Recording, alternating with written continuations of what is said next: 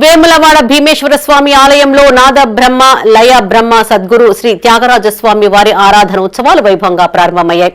నేటి నుంచి 5 రోజుల పాటు ఈ ఉత్సవాలు కొనసాగనున్నాయి. ఇందులో భాగంగా వివిధ సాంస్కృతిక కార్యక్రమాలు నిర్వహించనుండగా అధికారులు ఇప్పటికే అన్ని ఏర్పాట్లను పూర్తి చేశారు. రాజన్న సిరిసిల్ల జిల్లా వేములవాడ శ్రీ భీమేశ్వర స్వామి ఆలయం భీమేశ్వర సదన్లో త్యాగరాజు ఆరాధనోత్సవాలు వైభవంగా ప్రారంభమయ్యాయి. ఈ వేడుకలను ఆలయ ఈవో రమాదేవి అధికారులతో కలిసి ప్రారంభించారు. నేటి నుంచి 5 రోజుల పాటు వేడుకలు కొనసాగనున్నాయి. ఉదయం స్వస్తి పుణ్యావచనం, నగర సంకీర్తన, జ్యోతి ప్రజ్వలనతో కార్యక్రమాలు ప్రారంభించారు. ఈ ఉత్సవాల్లో సుమారు 300 మంది కళాకారులు ప్రదర్శనలు ఇవ్వనున్నారు. ఈ వార్షిక ఉత్సవాన్ని మనం పెద్ద ఎత్తున ప్రతి ఏటా కూడా జరుపుకుంటున్నాము. ఎంతోమంది కళాకారులను ఆదరిస్తూ వారి యొక్క సంగీతాన్ని మన ఇక్కడ వచ్చే భక్తులకు అందిస్తున్నాము.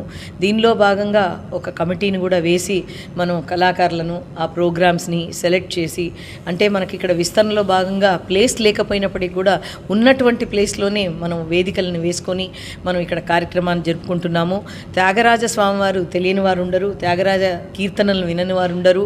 అలాంటి కీర్తనల్ని మనం భక్తులందరూ కూడా ఇవ్వాలని మనం రోజు సాయంత్రం వేదికగా మనం ఈరోజు ఉదయాన్నే పూజలు కూడా జరుపుకొని, అలాగే నగర సంకీర్తన జరుపుకొని ఊర్లో మన వేద పాఠశాలకు సంబంధించినటువంటి వారు కానీ, లేదా సాంస్కృతిక కళాశాల స్కూల్కి సంబంధించినటువంటి విద్యార్థులు మరియు ఇక్కడికి ఉన్నటువంటి భక్తులతో మనం నగర సంకీర్తన కూడా చేసుకున్నాము.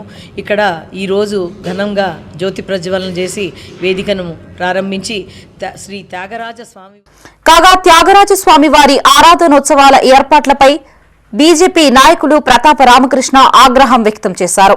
కనీస వసతులు ఏర్పాటు చేయకుండా టెంట్ల కింద ఉత్సవాలను జరుపుతున్నారని మండిపడ్డారు. ప్రభుత్వానికి ఆదాయంపై ఉన్న శ్రద్ధ దైవ కార్యక్రమాలపై లేదని విమర్శించారు. వెంటనే త్యాగరాజస్వామి ఆరాధన ఉత్సవాలకి సరైన ఏర్పాట్లను చేయాలని ఆయన డిమాండ్ చేశారు.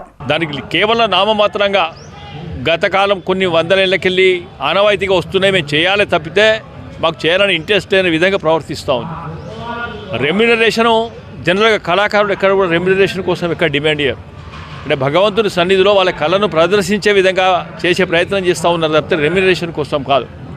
ఇంకా దురదృష్టవశాత్తు ఒక వర్గానికి కేవలం ఈ ప్రాంతంలో అనేక మంది విద్వాంసులు ఉంటే కూడా ఈ సంవత్సరం అయితే స్థానికంగా ఒక్క కార్యక్రమం కూడా స్థానికులకు ఇవ్వలేదు. మరి ఓ రకమైన పక్షపాతమా, లేకుంటే హైదరాబాద్కి రిమోట్ జరుగుతూ ఉందా, లేకుంటే పైరవీలు జరుగుతూ ఉన్నాయా, ప్రభుత్వ కార్యక్రమాలు లేకుంటే ప్రభుత్వ నాయకులు చెప్తే ప్రభుత్వం చెప్తే కార్యక్రమాలు చేస్తున్నా సమాధానం చెప్పాలి. అవి ఏవి చెప్పకుండా నామమాత్రంగా చేసే కార్యక్రమాలు ఏవైతున్నాయో ఒక హిందూ తత్వాన్ని, హిందూ ధర్మాన్ని లేకుంటే సాంస్కృతిక వారసత్వాన్ని విధ్వంసం చేసే ప్రయత్నం చేస్తూ ఉంది దేవాదాయ శాఖ. ఇది మంచి విధానం కాదు. ఓ రకం కూడా ఈ ఇనారేషన్ కూడా కనీసంగా గెస్ట్ ఎవరు కూడా రాలేదు. మరి దానికి బాధ్యులు ఎవరు?